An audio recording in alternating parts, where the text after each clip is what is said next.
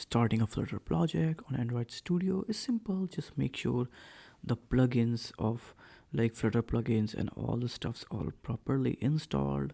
Now you can go to the creating the application, go to the IDE, then start new Flutter project, clicking on that, select your Flutter application type. Is it Flutter plugin, Flutter application, Flutter package, Flutter module? Select the one you want to create. Now verify the Flutter SDK path, specify the SDK location.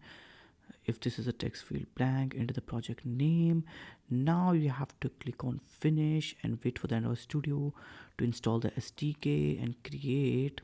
After that, creating the app, now you can run the application with the help of emulator. Emulator is a virtual device that help you to run the app on your PC without so much connecting your device. Click on that, select your device, click on run button with the green button.